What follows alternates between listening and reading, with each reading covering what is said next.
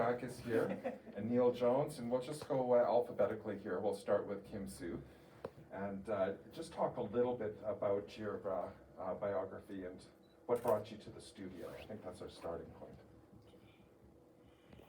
Thanks, Wayne. Thank you, Wayne. Thank you, everybody, for being here. Thank you, Neil Jones. I'm mixed blood, Lakota First Nations. I'm from the Wood Mountain Reserve, just 45 minutes away from here. My mother was born on the reserve. I was born in Moose Jaw. But my family moved to BC. Was your mother there too? What? Was your mother there when you were born? My mother was there when I was born, yes. Okay. Monster. Okay. So, but we moved to BC, so I was in BC for 40 years. And I got a degree at Simon Fraser and became a school teacher. And I've been an artist since I was, I think, about 7. There's actually a picture of me and my brother, and I am painting in this picture, black and white, of course. And I was an art teacher for years. I was a school teacher in Vancouver for 24 years. And in Vancouver, when you're 55, you get an early retirement. They say, okay, we'll give you $30,000, but you lose your seniority and you get a reduced pension. So I thought, oh, what the hell, I've been broke half my life anyway. I took it. So I've actually been retired now for 11 years. I'm 66. I bought the building in Rock Glen, the little bank, and it was built in '64, and it's got beautiful BC cedar and vaulted ceilings, and I bought it for $20,000. I cashed in an RSP and thought, oh, what the hell, I've got a pension now. So I opened it also to the other artists in the area, because there's 10 artists in Rock Glen and area. And I share it with the artists, and also some of First Nations artists as well. But I am keeping it local. I'm keeping it for us in southern Saskatchewan in this area. And I'm an abstract artist.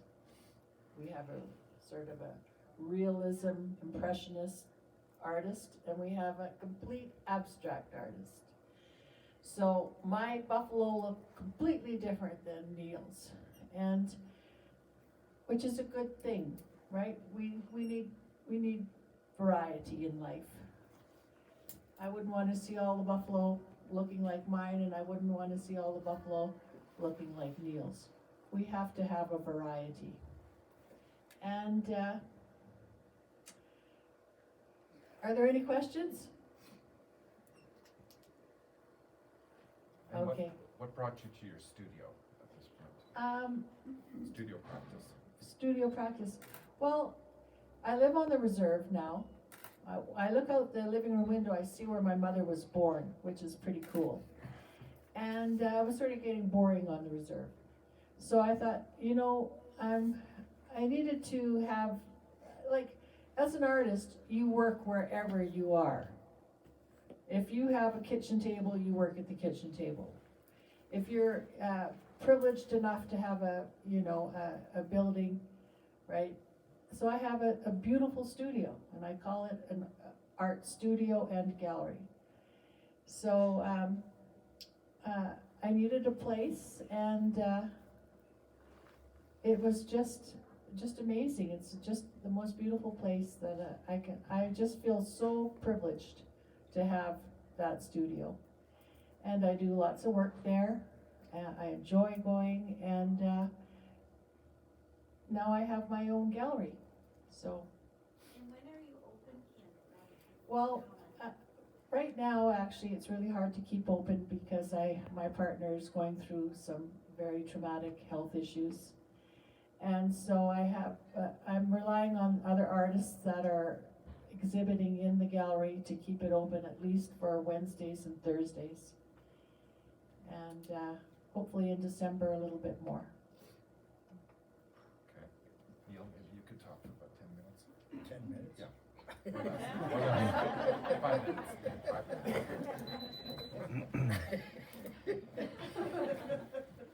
It's nice to see everybody out. It's nice to get the, whatever we get as being artists, but support just to come out and see us and listen to us. And, I moved to Rock Glen probably about 10 years ago now. I was looking for a place out of the city where I could get a studio and a cheap house, and we happened to find one in Rock Glen.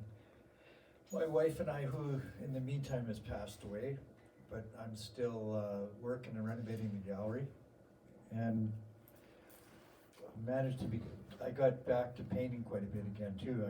Took a break for a while. So. My stuff is well, that's one of my pieces there, and it's more of a sort of a realist, impressionistic style, and it's mostly local stuff is what I do, because this is such beautiful country down here, and all the flora and fauna that live in this area. It's amazing. And we got Grasslands Park, which hardly anybody knows about. And it's just a hidden treasure down here. And I started painting it down here before I moved down here, and I'd come down quite often. And now that I've moved down, I've set up a gallery in Rock Glen, and everybody's welcome there all the time. And my studio is in the gallery, so I'm usually always around there. And my style, you can see it's what it is, and I think that's about it, Wayne. Mm-hmm. Good. That's great. I like to think that both of the artists are so-called professional artists. They basically live from, the sale of their work and live for their work in a lot of ways, and that's very different from a so-called Sunday painter, so to speak, or someone with another job, to fall back on. So it's a very different thing. Both have styles of their own, and I know Kim said that her work is very abstract. I see it as a little bit different. It's really between figurative and abstraction. And so I thought maybe we talk a little bit about the inspiration for their works that you see in front of you as a starting point, and then they could also talk, I hope, a little bit about materials, why they choose these particular materials, whether it's mixed media on paper or whether it's oil or acrylic on canvas. These are choices that artists make in the studio, and I think it's interesting to hear from the artists as to why they go in a certain direction and why they don't go in other directions. You can see here I've done an acrylic on canvas with buffalo skulls. I never painted buffalo skulls until I moved to Rock Glen, or to Wood Mountain, and then Rock Glen. And I'm actually a vegetarian for 26 years. And so, painting on buffalo skulls, I thought, wow, I don't know if I can even do this. But it was so in me, like that whole thing, it was an innate ability, and I actually really loved it. Buffalo skulls in Lakota are sacred. Tatanka are sacred. We believe that buffalo represent generosity. We use the buffalo skull in our ceremonies, in our sun dances, in our sweat lodges, and that kind of thing. And all around Rock Glen, there are buffalo wallows. Like still to this day, they're just etched into the hills all around Rock Glen, and I just feel them. And then this guy here, Wes Bloom, he took me to buffalo jumps that are just 10 minutes out of Rock Glen. And he also took me to pemmican pots that the old Indians used to crush the buffalo with the berries and that kind of thing. So Rock Glen is really, you know, there's a buffalo spirit there, I kid you not. So there is, and then the four colors that are very special to First Nations, I put those there. So I was just gonna, and here's some more buffalo. Rainbow buffalo. And my niece is bisexual, and she really loved the rainbow. I didn't really mean it for that, but I'm going to give it to her because she loves it so much. But there's a little rainbow buffalo in the middle, and you can see the traditional Lakota design that I use, and that represents actually something very, very meaningful. Triangles are really big in our beadwork. If you've ever looked at Lakota First Nations beadwork, triangles are everywhere. Triangles, an inverted triangle represents star. And a triangle that, like this, represents home. So that one represents home, a mirroring triangle represents star. The Lakota, we believe that what happens on Earth also happens in a parallel universe. And that's a traditional teaching that has been put in our designs. And I learned about that back in the 70s. And I remember thinking, oh God, that's just so far-fetched. But, you know, part of me took that ownership. But, you know, as time went by and now, you know, 2021, the scientists have caught up. And they now say, yes, there could definitely, you know, be parallel universe, that we're not the end all be all, that we're not, you know, this know everything humanity, that there are many things unknown. And the Lakota put that into the beadwork, and so I always use the traditional designs in my artwork. Or when, let's say when I do horses, that's what happens when I do horses. They end up pink and green and turquoise. And then I put the designs in them. But how many people here have ever seen the buffalo wallows etched into the hills around Rock Glen? Well, just even seeing those, you guys, you have to come to Rock Glen to see those.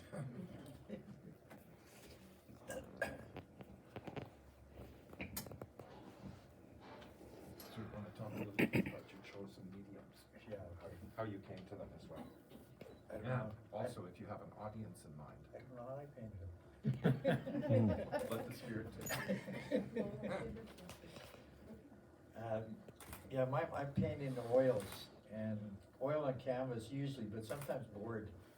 But I was always attracted to wildlife and nature, so Saskatchewan's still a good place to see lots of nature and wildlife. And plus I do a lot of First Nations portraits and just ideas that I've read about for First Nations paintings. Not to steal anything away from the First Nations, but And he doesn't. I was born and raised by the Pasco Reserve. How do you reconcile that then, that he doesn't?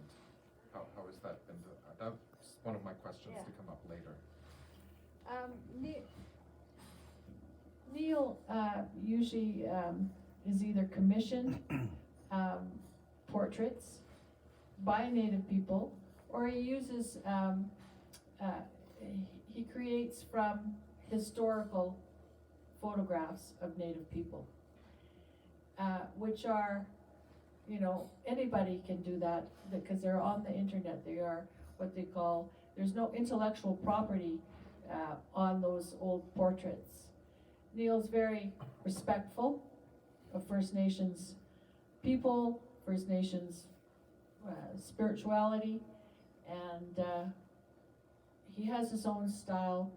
He's not taking from us. Thanks. Thank you. Yeah, a little bit of history about my First Nations connection is I was born and raised, our land bordered the Pasqua Reserve by Port Capel. And I've ever since I was a little kid, I've known and I used to play with First Nations boys from the reserve. We had sports days, and the chief and I got along really well, one of the chiefs, and for years we'd always visit back and forth. And he told me all kinds of stories of nature, buffalo, First Nations people, and he even named one of his sons after me, so I thought that, well, I gotta carry on the tradition and keep doing what I feel like I can do. But anyway, I do everything. I paint old buildings, landscapes, wildlife, people, portraits. I haven't got any magic formulas to how I do it, but I just use oil on canvas. And I try not to be too controversial. I just paint what I like.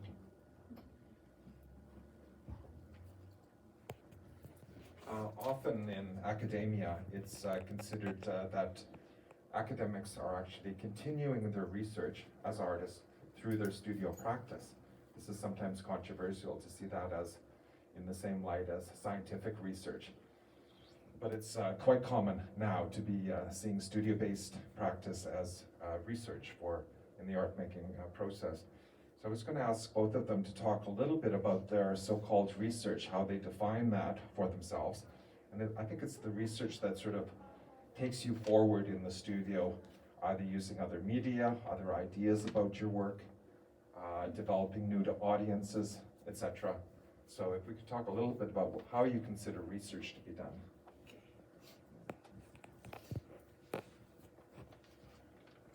Maybe Jared, do you want to put those pictures on?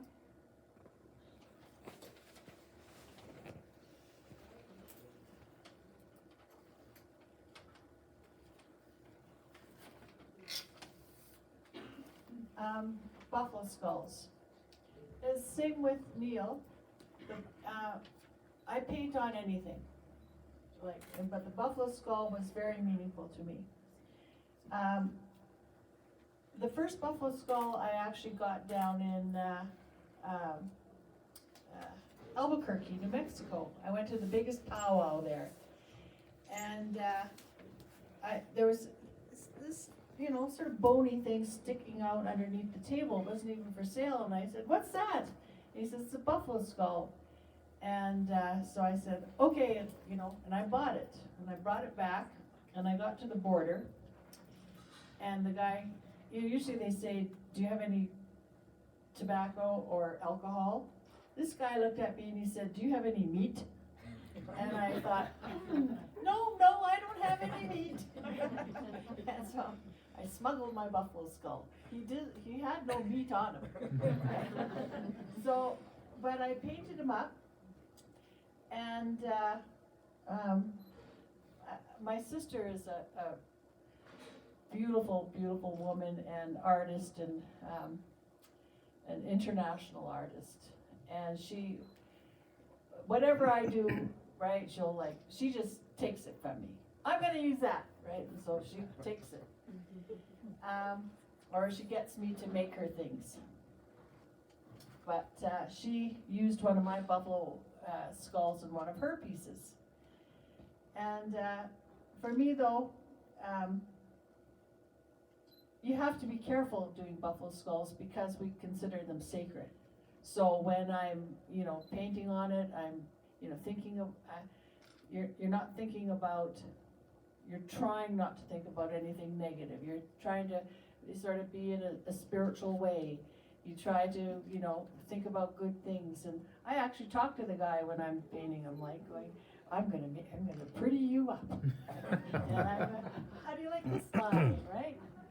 know, so you just sort of play with the shapes and the shape of the skull, that kind of thing. So, you know, I do draw from my culture, you know, to create. You wanna go to the next one? The next one's sort of fun, I think. This one is called Stay in Your Teepee. So obviously I was very influenced by COVID, and I did two called Stay in Your Teepee, and this is one of them. So as an artist, you can be, you know, thinking about things like that, and being influenced by what's going on.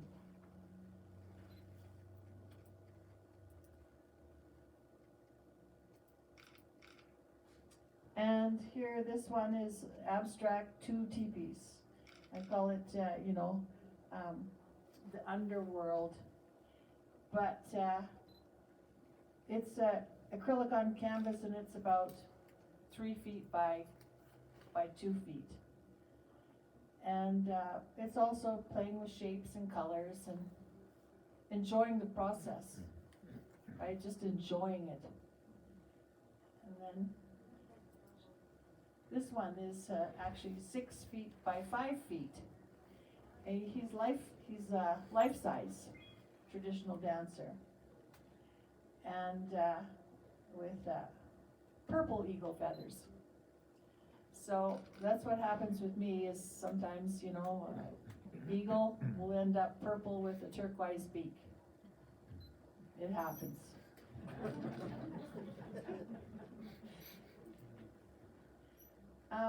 And sometimes I'm sort of girly.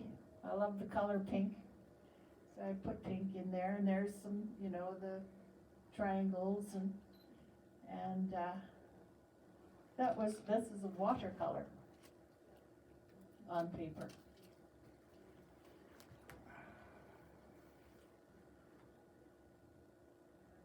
That might be it, maybe. Oh yeah. And teepees. I'm crazy for teepees. I have a teepee. I actually brought my teepee to Assiniboia last year. Teepees mean so much to me because they represent so much. Like, even the pegs to keep the teepee together represent keeping your family together. So I always like to put those in there. And when we pray, we wash our mouths so kind words come out, because it's actually our words that can separate a family. So every time you go into your home, you're supposed to remember those kind of things. Each pole represents a family value that you want in your home. Happy children, lots of food, honesty, respect, that kind of thing. And I always found it very meaningful. And when I first, you know, started, I wasn't brought up traditionally, right? I wasn't brought up in a teepee or anything like that. But as time went by, and understanding what happened to my mother and my grandmother, and how First Nations spirituality and religion was against the law. And so I had to come to terms with that and understand why would that happen, and, you know, why were we so hated? I didn't understand it. Why, even now, do we still have that hate?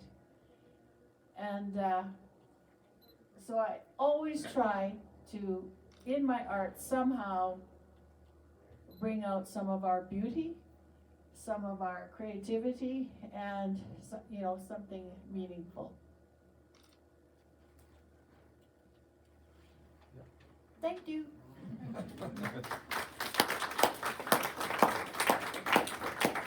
And Neil, if you could just talk a little bit about your current research and where you see your research taking you for the next body of work, that'd be interesting.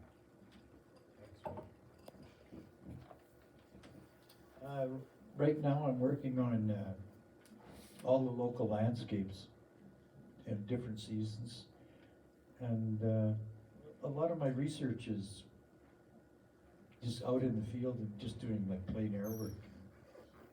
But my portrait work is always from the archives. And my wildlife work is just from years of doing wildlife. And then that's northern Saskatchewan on the Pee Wee River. There's some beautiful, beautiful country in Saskatchewan that lots of people don't ever see it or they don't know about it. Even the south down here, a lot of people say, well, there's nothing there. Well, there's lots here. Like all our grasslands are just amazing.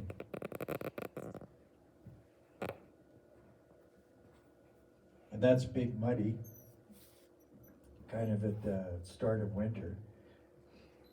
That was painted. I painted the studies on location, and I just did a painting in the studio. And we have lots of artists in this country. There's a few here.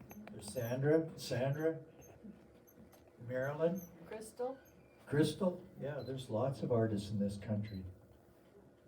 It's when we moved here, it was like coming home almost because there's just so many artists. And then for Bill to have this gallery, this is the most amazing gallery in Western Canada, probably, for a private gallery. And it's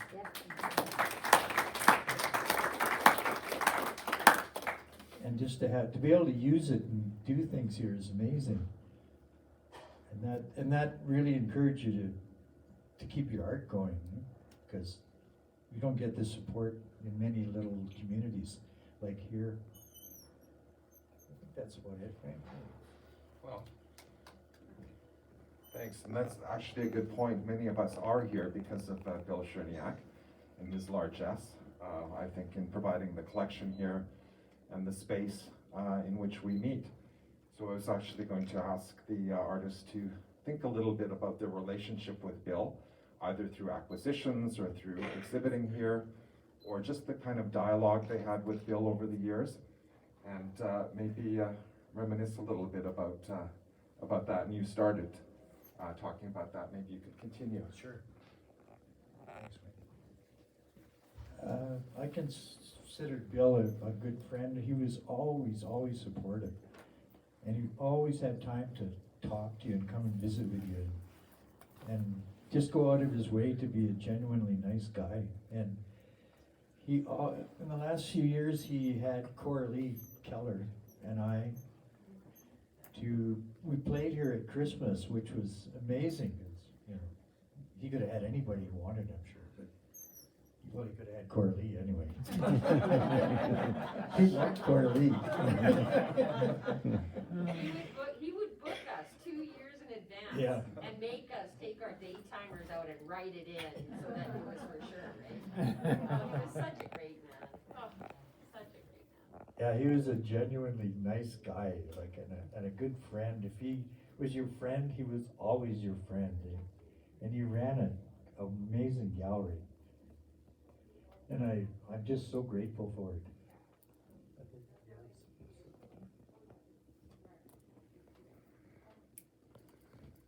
I used to tease Bill. I'd say, oh, Bill, you're a world financier. And he would get so shy, oh, I'm not. No, I'm not. Bill, you are. You're a world financier. Look at what you've done. Oh, no, I'm not. He was actually very humble. And like Neil says, he was such a good man. Just, really genuine. And I'm so glad that the community supported him eventually, is what I've heard. And that he did create something so beautiful in the little town. I brought in my supermodel girlfriend once. She came to visit me, and I brought her here, and I peeked my head into Bill. I said, Bill, you've got to come and meet my girlfriend. And he looks up at me. I said, she's a supermodel. He got out of that seat so fast. Yeah, he was just so lovely. And I know that we all miss him very much. Carla? Yeah. Okay, we don't have too much time here, but I thought maybe we have some comments or questions for the artists. Anything you'd want to know about them or their studio practice. Are these paintings done, Sure. Neil? Pardon? Are these two paintings done, Yeah. completed? Okay. I was wondering where there's gonna be a buffalo on it or No, not. they're done. Joan? I was just wondering, you were talking about research and reminds me of my daughters and academia and whatever. Do you teach? Do you still teach? You said you I taught do art? cultural sharing, Okay. Zooming, I Zoom. I do cultural sharing. The Saskatchewan Archaeological Society is going to, I'm a keynote speaker next annual meeting. And, I'm actually going to share a supernatural experience with What's the them. date? April. In April, okay, good. I forget what I was talking about. Oh, cultural sharing, Yeah. that's it. Teaching. Yes, and I've written 5 books, children's books, and one's called The ABCs of Our Spiritual Connection, so I cultural share there. And then the teachers get me to go on the Zoom, and then I do sometimes art with them and do all cultural sharing, yes. Do you have the books available in your Yes, studio? yes. Okay, thanks. But I think you're missing something. You also were at the vanguard of children's programming for APTN television. And that is super important work. So could you talk about those episodes and how they're still active, or how you activate them? When APTN was created 22 years ago, I was the first children's show creator. When I wrote my ABC book, Sesame Street said, okay, we like it, we're gonna put it on Sesame Street. And I thought, well, if my ABCs are good enough for Sesame Street, why don't I make my own children's show? So I started sewing up some puppets, and all my puppets sort of look like oven mitts, right? But at least I got my idea over. And the funding body said, okay, but you gotta get somebody to make your puppets. So I had a professional puppeteer maker. Then those puppets cost $1,000 each, and they had to have a stand-in, just in case a light landed on them. Because when all was said and done, I received $1,250,000 to create 91 children's shows. And there's still, I employed over 200 people.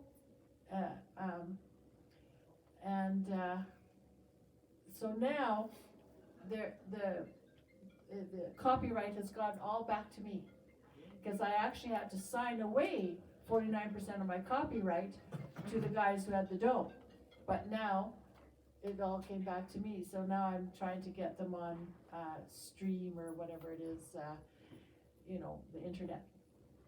But they were on, it was so funny, about 12 years ago, or 11 years ago, I said, Hollywood's calling me, because San Bernardino, California has a college there, and they have a First Nations component to their network, and they, for 10 years, my children's shows were in San Bernardino, and Salt Lake City, and Minnesota, and Chicago.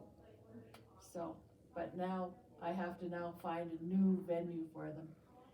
So, that's it. I had the best native artists, all the crew. You wouldn't believe how much, it costs like $35,000 a day just for everything to be in place. Huh. That's how come I had to get those standby puppets even. And everything is union wage. How much do the standbys get paid? $500. Stand-ins, well, my puppeteers were also the manipulators. So it was their voice and their movements. They got $1,000 a day, Wow, yeah. in the wrong business. Well, yeah, speaking of business, I think it is interesting, and this is, notable, that, of course, artists work, in the studio, making paintings, but they also project themselves beyond the studio. They can make television programs, they can do, edition. Music. They can do music, they can perform, they can do edition postcards, all kinds of things. So sometimes we think of artists as, well, they only do one thing and it's kind of a static, relationship with the world. Actually, it's just the opposite, very dynamic, and places like this allow us to come together to finally hear about what the artist really does in the studio. So I'm appreciative of them sort of exploring this with us. Any other comments or questions? That's okay. Let's use the microphone. Hey, I would just like to, Up close, yeah. I would like to thank you guys for coming out, and I really appreciate that you share your artwork, that you're putting it out there on Facebook. And Neil, you're fantastic at showing us other artists that I would never have seen. And I really appreciate you guys taking the time to do that. It's encouraging for other people that are trying to do artwork or just for the knowledge. So thank you very much. Thank you.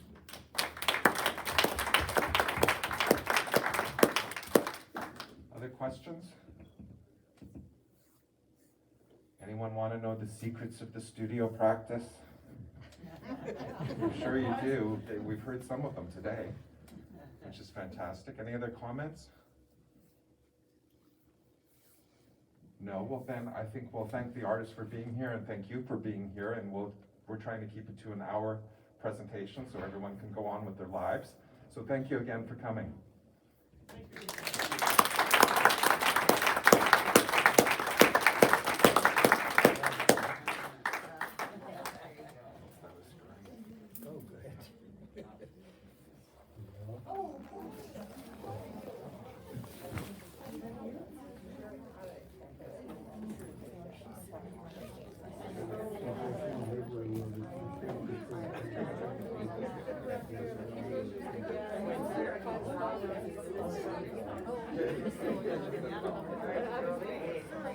Oh, great. What, you just thought of it? You wanna know how are you doing? You guys surviving down there in Rockland and dry and do whatever. Enjoy sitting on your couch. Yeah, exactly.